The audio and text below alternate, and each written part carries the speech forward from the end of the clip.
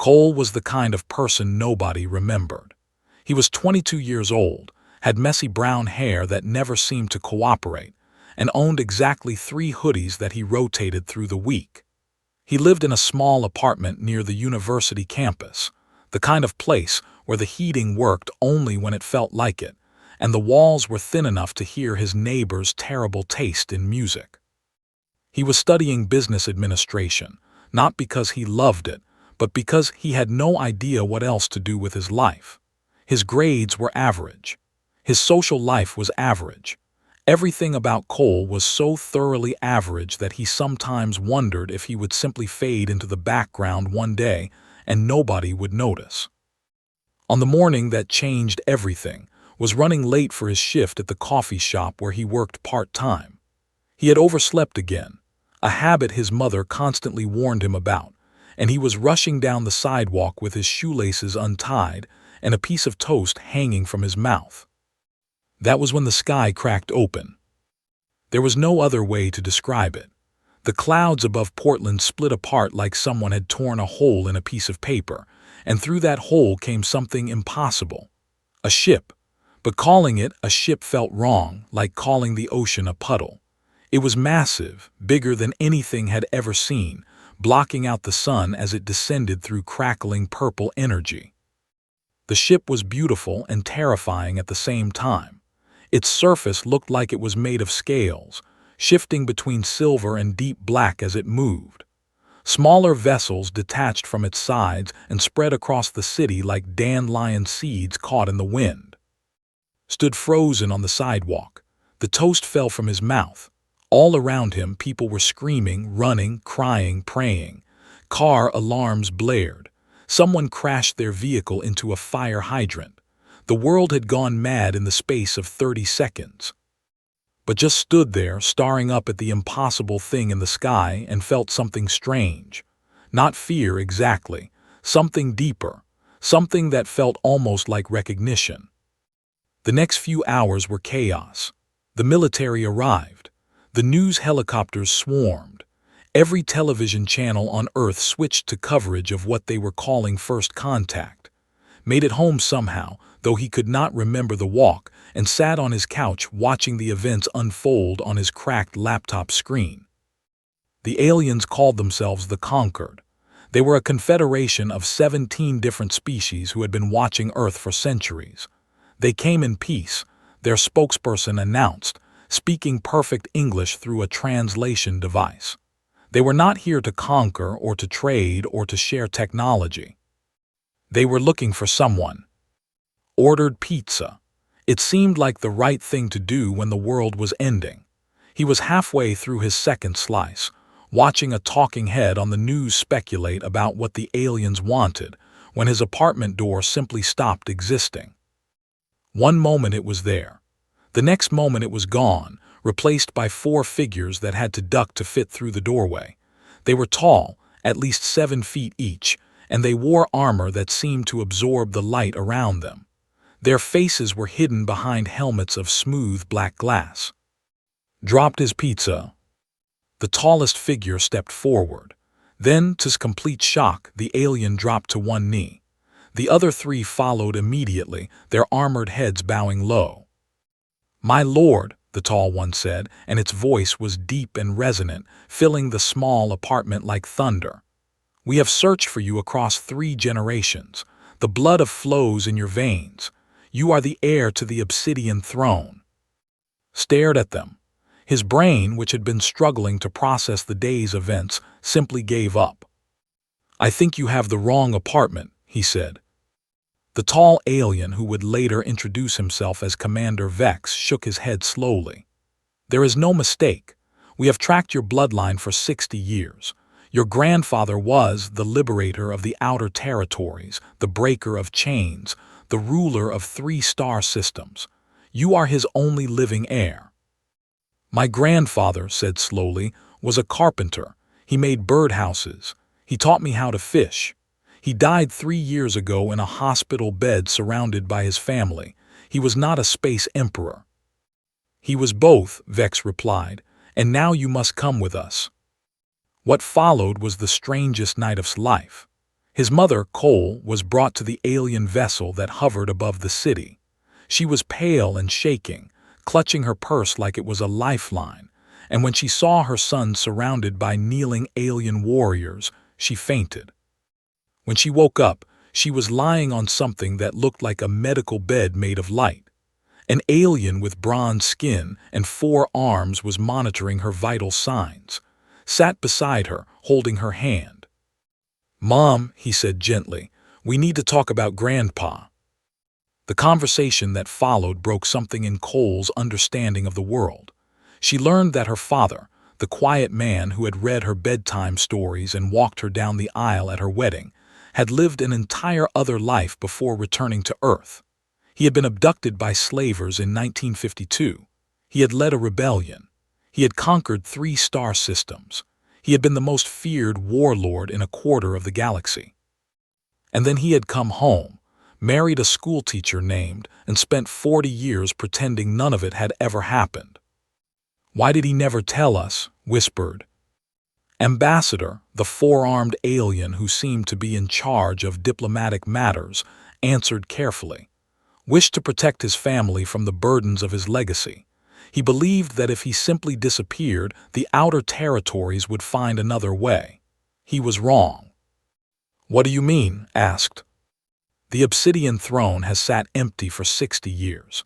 The piece your grandfather built is crumbling. Old enemies are gathering strength. By the laws of succession, you are the only one who can either claim the throne or formally renounce it. Until you do one or the other, you are legally the ruler of 40 billion people." Felt the room spin around him. He was a college student who could barely manage his own laundry. The idea that he was somehow responsible for billions of lives was so absurd that he wanted to laugh. But the aliens were not laughing. They were watching him with something that looked terribly like hope. "What happens if I renounce it?" he asked quietly. The silence that followed was the loudest thing he'd ever heard. Commander Vex finally spoke. "Then the succession wars will begin again. The factions your grandfather united will tear each other apart. Billions will die. Everything he sacrificed will have been for nothing." Looked at his mother. She looked back at him with tears in her eyes. "I don't know what to do," he admitted. Vex stood. Even kneeling, he had been imposing. Standing, he was terrifying, but his voice was gentle when he spoke. "You do not need to decide tonight, my lord. The journey to Prime, where the throne awaits, will take 9 days. You will have time to think, time to learn, time to understand what your grandfather truly was." He paused, and though could not see his face behind the black helmet, he somehow knew the alien was smiling. "And perhaps time to understand what you might become." The diplomatic vessel was called the Remembrance, and it was older than human civilization. Learned this on his first day aboard, along with approximately 10,000 other facts that made his head hurt. The ship had been built during something called the Third Expansion, which had happened roughly 8,000 years ago. It had carried diplomats, warriors, and royalty across the galaxy. And now it carried a confused college student who still could not believe any of this was real.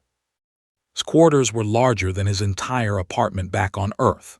The bed was enormous, covered in fabrics that felt like water and silk had somehow merged into one material.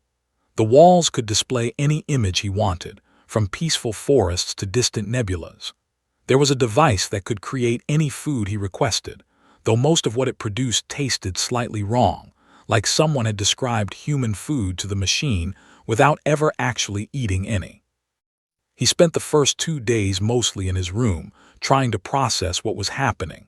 His mother had been given quarters nearby, but she spent most of her time crying or sleeping. Did not blame her. Her entire understanding of her father had been shattered. The gentle man who had bounced her on his knee had apparently also been responsible for the deaths of millions. On the 3rd day, Commander Vex came to see him. The alien had removed his helmet, revealing a face that was surprisingly human in its basic structure. 2 eyes, a nose, a mouth, but the details were wrong. His skin was with faint patterns that looked like circuitry running beneath the surface. His eyes were solid black with no visible whites. When he spoke, could see that his teeth were sharp, designed for tearing meat. "You have been hiding," Vex said. "It was not an accusation, just an observation." "I have been thinking," replied. "In my experience, too much thinking without information leads only to fear." The commander sat down across from, his massive frame somehow folding into a chair designed for smaller beings. "I served your grandfather for 30 years. Perhaps I can answer some of your questions." Had so many questions that he did not know where to start. He picked one at random. How did he become what he was? He was just a farmer's son from Oregon. Vex's black eyes seemed to look through into some distant memory. "Your grandfather was taken by slavers when he was 24 years old. A ship crashed near his farm. He went to investigate, thinking it was some kind of aircraft accident. The slavers captured him and sold him to a mining consortium in the outer territories." "Slavers," repeated. The word felt ancient, something from history books, not from his grandfather's life. The outer territories were lawless then. Dozens of petty warlords fought for control of resources, territory power. Slavery was common. Your grandfather worked in the mines of Prime for 3 years. The conditions were brutal. Most slaves did not survive more than 18 months. But he did. He did more than survive. Something that might have been pride entered Vex's voice. He watched. He learned. He built alliances with other slaves, human and alien alike. And when the moment was right, he acted. He killed his overseer with a piece of sharpened rock and led the first successful slave revolt in that sector's recorded history. Tried to imagine his grandfather, the old man who had taught him to tie fishing lures, killing someone with a rock. He could not make the images fit together. What happened after the revolt? The freed slaves needed someone to lead them. Your grandfather did not want the role, but he accepted it because no one else could hold them together. They captured a ship, then another, then a fleet. Within 5 years had become a warlord in his own right, controlling 2 mining systems and commanding thousands of soldiers. And people just followed him, a human from a primitive planet. Vex made a sound that was learning to recognize as laughter. "Humans are strange creatures, my lord. When we first encountered your species, we thought you were unremarkable, weak, short-lived, limited in your natural abilities, but we learned quickly that we were wrong." He leaned forward, his black eyes intense. "Humans have something that most species lack. You call it willpower or determination or stubbornness. We call it the fire. Your grandfather had it in abundance. He simply refused to accept that anything was impossible. When others said a battle could not be won, he won it. When others said a peace could not be built, he built it. He bent the galaxy to his will through sheer refusal to give up." Thought about this. He had never considered himself particularly determined. He had given up on plenty of things: his guitar lessons, his attempt to learn Spanish, his New Year's resolution to exercise more. "I'm not like that," he said quietly. "I'm not my grandfather." "No," Vex agreed. "You are not, but you carry his blood, and in my experience, blood never lies." Over the next few days, learned more about his grandfather's history. He read the military reports, the diplomatic records, the personal accounts of people who had served under. A picture emerged of a man who was brilliant, ruthless, and deeply troubled by the things he had done to achieve his goals. Had unified the outer territories through war.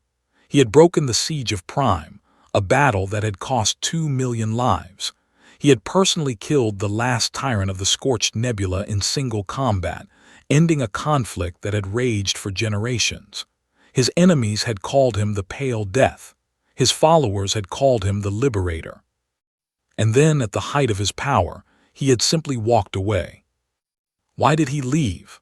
asked Ambassador during one of their daily meetings. The four-armed diplomat had taken it upon herself to educate him in the political realities of the outer territories. "That is a question many have asked," replied. "Some say he was tired, Decades of war take their toll, even on the strongest. Some say he was ashamed of what he had become. Others say he simply wanted to go home. What do you think? Was quiet for a long moment. I think he wanted to be human again. Out here among the stars he had become something else. A symbol, a legend. People did not see him as a man anymore. They saw him as the pale death, an unstoppable force of nature. I think he needed to remember who he truly was. Understood that in a way. Even in the few days he had been aboard the Remembrance, he had noticed how the aliens looked at him, not as a person, as an heir, as a symbol of something larger than himself. On the sixth night of the journey, found a recorded message hidden in the personal effects that had preserved from his grandfather's reign. It was stored in a small device that responded only to his genetic signature. When he activated it, a hologram flickered to life before him. His grandfather stood there, but not the old man remembered. This version was younger, perhaps 50, with hard eyes and a scar running down one cheek. He wore armor that looked like it had seen countless battles. "If you're seeing this," the hologram said, "then I'm dead and you've learned the truth. I'm sorry. I wanted to give you a normal life. I wanted to give myself a normal life, but some debts can't be paid so easily." The hologram paused, seeming to gather itself. "I won't tell you what to do. You're a grown man, or you will be by the time you see this. But I'll tell you what I wish someone had told me when I was scared and alone in a mine shaft 60 light years from home." His grandfather's eyes seemed to bore directly into soul. "The galaxy doesn't care what you want to be. It only cares what you're willing to become. You can run from what you are. I did for 40 years. But eventually you have to face it. Eventually you have to choose." The hologram flickered and died. Sat in the darkness for a long time, feeling the weight of his grandfather's words settle onto his shoulders like a physical burden. 3 days remained until they reached Prime. 3 days to decide the fate of 40 billion people. He had never felt more alone in his life. Prime appeared in the viewport like a jewel against the darkness of space. It was a beautiful world, painted in shades of purple and blue, with 2 suns hanging in its sky like golden eyes. Continents of green and brown were visible through gaps in the white clouds, and rings of silver orbited the planet like a crown. Stood at the observation window, watching as the Remembrance began its descent toward the ancient capital. Beside him, his mother clutched his hand tightly. She had not spoken much during the journey, spending most of her time reading through the records of her father's life, trying to reconcile the man she had known with the legend he had been. "It's beautiful," she whispered. "It is," agreed, but all he could think about was what waited for him down there. The capital city was called, and it had been the seat of power in the outer territories for over 4,000 years. As their transport descended through the atmosphere, could see it spreading across the landscape like a living thing. Buildings that seemed to grow from the mountains themselves, their spires reaching toward the purple sky. Rivers of light flowing between structures. Gardens that covered entire districts, green and vibrant even from this height. And people, millions of them lining the streets of the city, filling the plazas and rooftops, all of them looking up at the sky, waiting. "They're here for you," Vex said, standing behind. "Word of your arrival has spread across the territories. They have waited 60 years for this moment." "No pressure," muttered. The transport landed in a courtyard outside a massive structure that Vex identified as the Palace of Echoes. It was built from the same black crystal as everything else important on Prime, its surfaces carved with scenes from history. Could see battles and coronations, treaties signed and enemies defeated, all rendered in incredible detail on the obsidian walls. A delegation was waiting for them. Dozens of aliens of various species, all dressed in formal attire, all watching with expressions he could not read. At their head stood an ancient, his skin lined with age, his black eyes clouded but still sharp. "I am First Elder Merk," the old alien said, bowing his head slightly. High Regent of the Obsidian Throne in the absence of the true heir. On behalf of the Council of Regents and the people of the Outer Territories, I welcome you to Prime, Coal of Earth, Blood of. Had been coached on what to say. He was supposed to deliver a formal response, acknowledging the greeting and expressing his gratitude for the welcome. But standing there with millions of eyes upon him, the words fled from his mind. "Thank you," he said simply. "I'm glad to be here, I think." A murmur ran through the assembled delegates. Could not tell if it was approval or disapproval, probably both.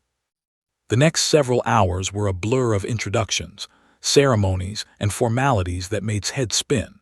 He met representatives from all 17 species of the conquered. He was shown to quarters in the palace that made his room on the Remembrance look like a closet. He was measured for formal attire, briefed on protocols, and warned about approximately 50 different ways he could accidentally cause a diplomatic incident. Through it all, one thing became increasingly clear. The Outer Territories were not in good shape. Ambassador explained the situation during a private meeting that evening. The peace that had built was fragile, held together by his personal authority and the fear his name inspired. Without a ruler on the Obsidian Throne, that authority had faded. The Council of Regents had done their best, but they lacked the power to enforce their decisions. Old rivalries were resurfacing. Border skirmishes had become common. 3 systems were on the verge of open war. "Your grandfather was the glue that held everything together," said, her 4 hands folded in her lap. "Without him, without someone on the throne, the territories will tear themselves apart within a decade, perhaps sooner." "And I'm supposed to prevent that?" asked. "I can't even stop my roommate from eating my food.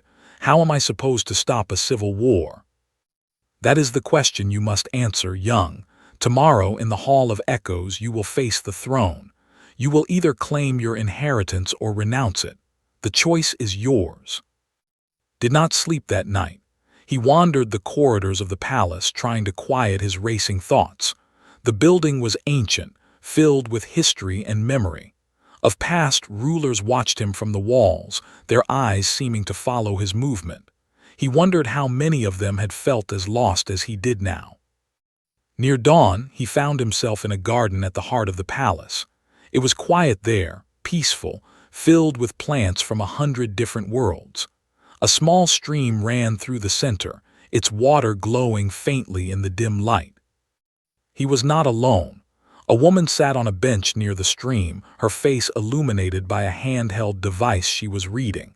She looked up as he approached and realized with surprise that she was human. Actually human, not just humanoid. "You must be the heir," she said. Her accent was strange, not quite American, not quite anything else. "I wondered when I would meet you." "You're human," said, stating the obvious.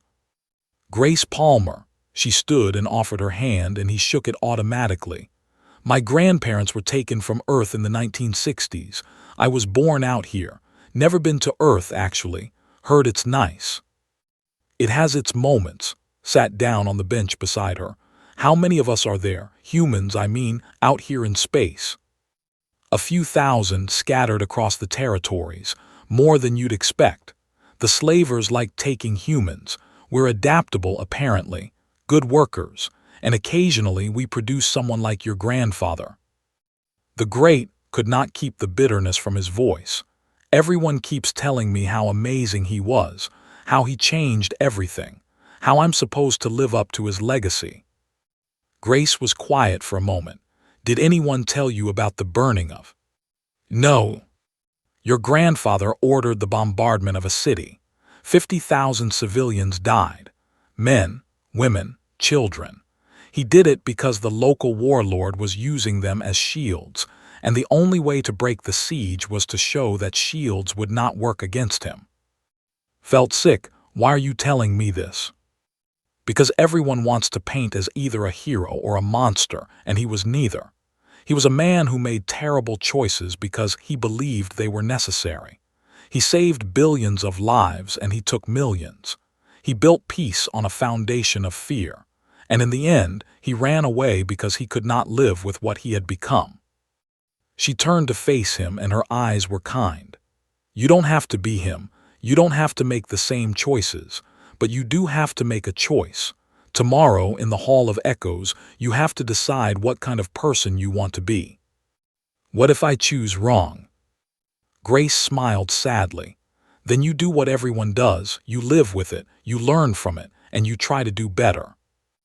The suns rose over Prime, painting the sky in shades of gold and purple. Somewhere in the city below, millions of people were waking up, preparing for the day that would decide their future. Watched the light spread across the landscape and felt something shift inside him. He was terrified, he was unprepared, he had no idea what he was doing. But he was also, he realized, angry. Angry at his grandfather for leaving this burden on his shoulders. Angry at the galaxy for expecting a college student to solve its problems. Angry at himself for considering walking away when billions of lives hung in the balance. Anger, he decided, was better than fear. At least anger could be useful. I should go, he said to Grace. I have a throne to deal with. She nodded. For what it's worth, I hope you stay. The territories need someone different, someone who can build something new, not just maintain what came before. Stood and looked out over the garden one last time. Then he turned and walked back into the palace, toward whatever waited for him in the Hall of Echoes. Whatever he decided, it would be his choice, not his grandfather's legacy, not the galaxy's expectations. His. The Hall of Echoes was the most sacred place in the outer territories. It had been carved from a single piece of obsidian crystal over 3,000 years ago, and every ruler since then had stood before the throne that rested at its heart. The walls remembered. That was what they believed. Every word spoken in the hall was absorbed by the crystal, preserved for eternity. If you stood very still and listened, they said, you could hear the voices of the dead.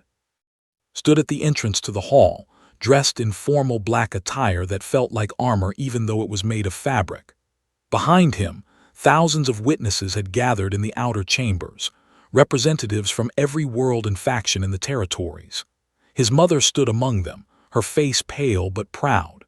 Commander Vex was there, an ambassador, and Grace Palmer, and countless others whose names he had learned over the past few days. They were all waiting for him. First Elder Merrick stood beside at the entrance, his ancient face unreadable.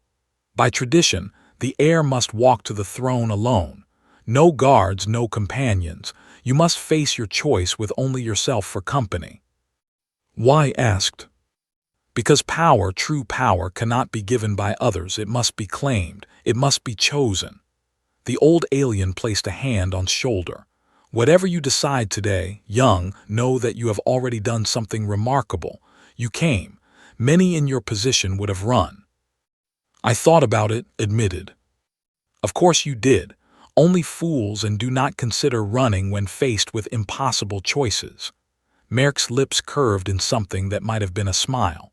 Your grandfather was no fool, whatever else he was, and neither, I think, are you. The great doors swung open, and stepped into the Hall of Echoes. It was vast. That was his first thought. The ceiling was so high it disappeared into shadow. The walls stretched away on either side, covered in carved scenes that seemed to move in the flickering light. And the throne. The obsidian throne sat at the far end of the hall, on a raised platform that required climbing 50 steps to reach. It was massive, carved with scenes of battle and triumph, its surface polished to a mirror shine by centuries of use.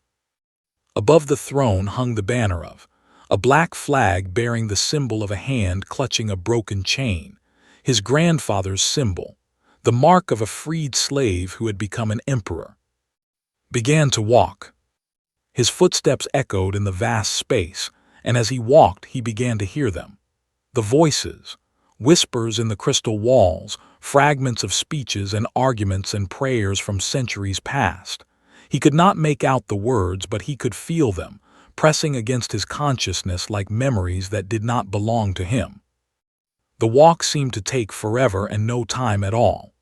One moment he was at the entrance, and the next he was standing at the base of the steps, looking up at the throne that had sat empty for 60 years. 12 figures waited for him there. The Council of Regents, arranged in a semicircle around the base of the platform. They were old, all of them, representing the most powerful factions in the territories. Some looked at with hope, others with barely concealed contempt. One, a reptilian being with scales the color of dried blood, looked at him with what could only be described as hunger.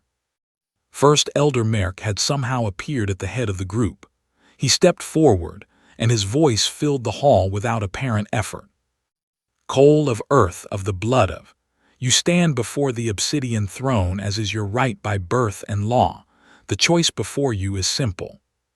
He paused and felt the weight of every eye in the chamber upon him. Claim your inheritance and take up the mantle of your grandfather. Accept the responsibilities of the throne, the burdens of rule, the duty to protect and lead the people of the outer territories. Or renounce your claim and return to your, releasing the throne to the council's judgment. Silence fell. The whispers in the walls seemed to grow louder, as if the voices of the dead were straining to hear his answer. Looked at the throne. He looked at the regents. He thought about his apartment back in Portland, his video games, his coffee shop job, the normal life he had been so certain he wanted. I have a question, he said. His voice came out stronger than he expected, filling the vast space just as Merc's had. The High Regent inclined his head. Ask. The territories my grandfather unified, the peace he built, what happens to them if I walk away? War, Merc said simply. The old factions will resume their conflicts, the weak will suffer, the conquered will be forced to intervene, likely with catastrophic results for all parties. How many people will die? The old alien did not flinch. Estimates vary. Billions, certainly. Perhaps tens of billions. The last succession war, before your grandfather ended it, killed 11 billion beings across 8 star systems. Felt something cold settle in his stomach. He had known this, intellectually. But hearing the numbers spoken aloud in this sacred place made them real in a way they had not been before. And if I stay, if I take the throne, then you will be responsible for preventing that outcome, by any means necessary. By any means necessary. The burning of 50,000 civilians, including children. His grandfather had done that. His grandfather had lived with that. I'm not a warrior, said. The words came out before he could stop them. I'm not a leader. I'm not the pale death or the liberator or any of the things people want me to be. 3 months ago, I failed a midterm because I overslept. 6 months ago, I got lost in my own city because I couldn't figure out the bus routes. I am the least qualified person in this room to rule anything. A murmur ran through the assembled witnesses. The regent with the blood-colored scales smiled, showing teeth, but was not finished. I don't know how to lead armies. I don't know how to negotiate treaties. I don't know anything about your laws or your customs or your history except what I've learned in the past 9 days. He looked at the faces around him, alien and strange and waiting. But I know that running away won't make any of this better. I know that if I go home and try to pretend this never happened, I'll be able to hear the screaming every time I close my eyes. He turned to face the throne directly. My grandfather ran. He spent 40 years hiding from what he'd done and what he'd built. And all that running accomplished was putting this choice on my shoulders instead of facing it himself. Something was building in his chest, not anger anymore, something brighter, something that felt almost like fire. I am not going to run. I am not going to hide. I am not going to let billions of people die because I was too scared to try. He began to climb the steps, 50 of them. He counted each one. I claim the throne, he said, and his voice rang through the hall like a bell. I claim my grandfather's legacy, and I claim the right to do this my own way. He reached the top. He turned to face the chamber below. And then Cole, the unremarkable college student from Portland, Oregon, sat upon the obsidian throne. The effect was immediate. The whispers in the walls rose to a roar, centuries of voices crying out in recognition. Light blazed from crystals set into the walls, illuminating the hall in shades of gold and silver. The banner of unfurled above him, the broken chain catching the light like a promise. And below him, one by one, the regents dropped to their knees. Even the one with blood-colored scales, even those who had looked at him with contempt. First Elder Merc's voice cut through the chaos, strong and clear. All hail first of his name, master of the obsidian throne, protector of the outer territories, lord of the broken chain. The cry was taken up by the witnesses in the outer chambers. It spread through the palace, through the city, through the world. Millions of voices, raised in celebration and hope and fear.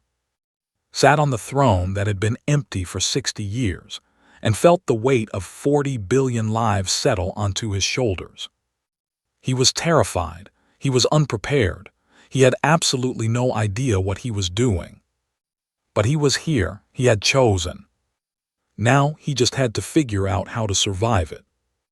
The first year was brutal. Made mistakes. He made many mistakes. He trusted advisors who were secretly working for rival factions. He misread diplomatic signals and nearly caused a war with a species he had not even known existed. He gave a speech that was supposed to be inspiring, but that accidentally insulted the religious beliefs of 3 different worlds. He worked 18-hour days and still fell behind on everything. But he also learned. Commander Vex became his teacher in matters of war. The old soldier was patient, explaining military strategy the way one might explain basic arithmetic to a child. Absorbed everything, asking questions that seasoned generals found either brilliant or ridiculous depending on their perspective.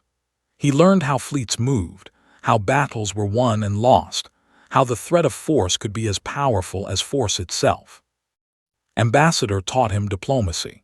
She showed him how to read the subtle signals that different species used to communicate, the gestures and pauses and word choices that could mean the difference between alliance and enmity. Discovered that he had a talent for listening, for understanding what people actually wanted rather than what they said they wanted. It was a skill he had developed in customer service, dealing with angry coffee shop customers. He had never imagined it would help him negotiate with alien warlords. Grace Palmer became his advisor on human affairs. The small community of humans scattered across the territories had never had a voice in the government before. Changed that. He brought Grace into his inner circle, seeking her counsel on matters both practical and personal. She was the only one who still called him instead of my lord or your majesty. He needed that more than he could express. Slowly, painfully, the confused college student began to transform into something else. Discovered that his grandfather had been right about one thing. Blood mattered, not in some mystical sense, but practically. The beings of the outer territories had loved and feared. They wanted to believe in his heir.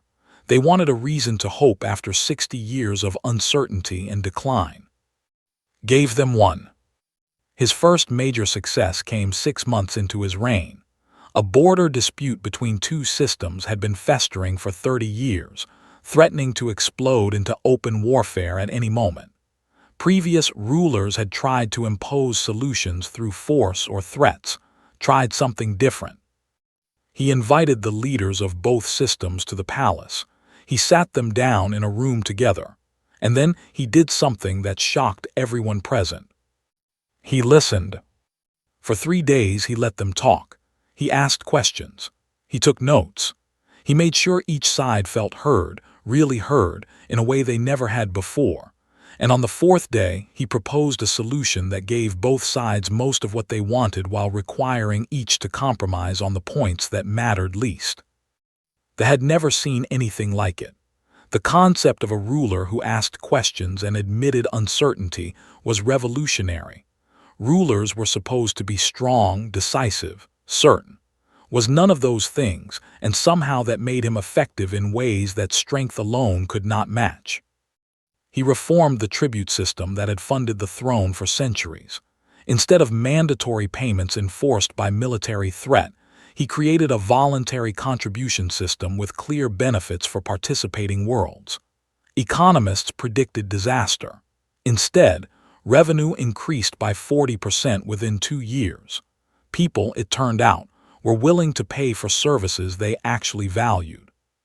He opened the military academies to commoners for the first time in history. The aristocratic families who had controlled the officer corps for generations were outraged, did not care. Talent, he announced, was more important than birth. Within 3 years, the academies were producing officers of a quality not seen since his grandfather's time. He established the first formal diplomatic ties between the outer territories and Earth. It was complicated. Earth was still processing the fact that aliens existed, let alone that one of their own had become an interstellar emperor, but worked patiently, building connections, opening channels of communication. He wanted his two worlds to know each other. His enemies called him soft, weak, a pale imitation of the pale death. Then came the uprising. They had been conquered by 40 years ago, and they had never forgiven it. A coalition of warlords who had chafed under rule for decades saw the young heir as an opportunity. They assembled a fleet of over 3,000 ships and marched on Prime, confident that the student from Earth would crumble before their might. They announced their intentions publicly, broadcasting across all channels. They wanted the galaxy to see them destroy the heir of. They wanted to prove that humans were weak, that legacy was over, that the old ways would return. Let them come. For weeks he appeared to do nothing. His advisors urged him to call up the reserves, to summon the allied fleets to prepare for war. He smiled and told them to trust him.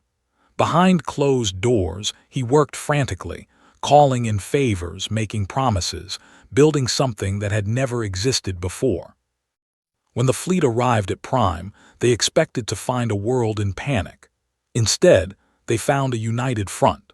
37 worlds, many of which had been enemies for generations, standing together under the banner of former rivals commanding ships side by side, ancient enemies united by something stronger than their hatred. The battle lasted 6 hours. They had numbers and fury. The Allied fleet had coordination and purpose. Ships clashed in the darkness above Prime, energy weapons painting the sky in shades of orange and blue. Thousands died on both sides. Then broadcast a message. His face appeared on every screen in the fleet, calm and tired and utterly sincere. "I know why you're fighting," he said. "I know what my grandfather did to your people. I know the pain you carry, and I know that killing me won't make it go away." He paused, letting his words sink in. "I'm offering amnesty, full amnesty to any soldier who surrenders now. No punishment, no revenge. You have my word, and I have never broken my word since taking this throne." 70% of the fleet stood down within minutes. The remaining 30% fought on, but without support, they were quickly overwhelmed. The succession war that everyone had predicted would kill billions ended in less than a day. The warlords who had started the uprising were brought before the throne in chains. They expected execution. It was traditional, would have killed them without hesitation, their heads displayed as warnings to others who might consider rebellion. Offered them jobs. "My grandfather ruled through fear," he told them, standing before the throne rather than sitting on it. "It worked because he was the scariest thing in the sector. I'm not. I can't out-threaten you. I can't out-fight you. So I'm going to try something different." He walked among them, meeting their eyes one by one. "I'm going to give you a reason to be loyal that doesn't involve threatening your families. I'm putting each of you in charge of the sectors you tried to conquer. You want power, here it is. You want respect, earn it. You want a prove that can stand beside any other people in the territories. Show me."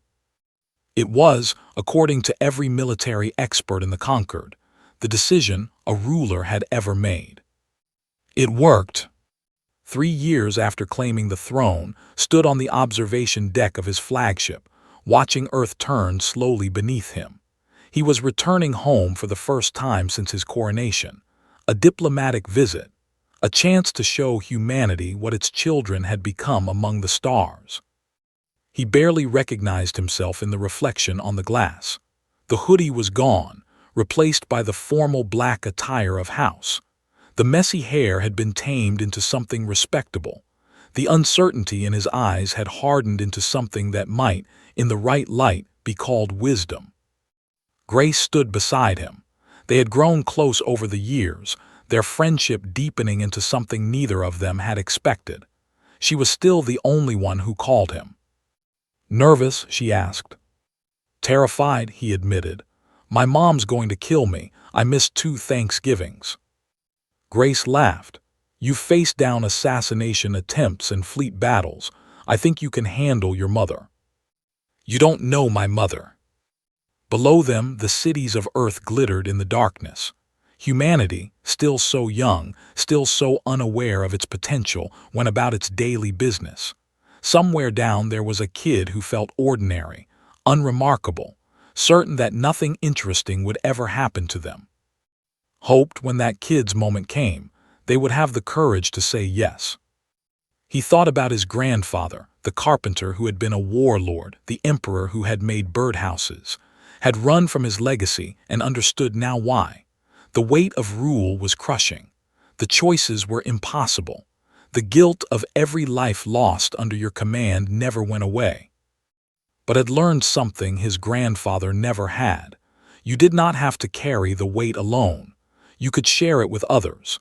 You could trust people, even former enemies, to help you build something better than fear. The galaxy did not care what you wanted to be. It only cared what you were willing to become. Cole, the unremarkable student from Portland, had become something remarkable, not because of his blood or his inheritance or his grandfather's legend, because he had chosen to try, because he had refused to run, because he had believed that there had to be a better way, and then he had worked to find it. The flagship began its descent toward Earth. In a few hours would see his mother again. He would walk the streets of his old neighborhood. He would remember who he had been before the sky had cracked open and changed everything. And then he would return to the stars, to the throne that waited for him, to the 40 billion people who were counting on him to build a future worth living in. He was still terrified. He was still making it up as he went along. But he was no longer alone, and that, he had learned, made all the difference.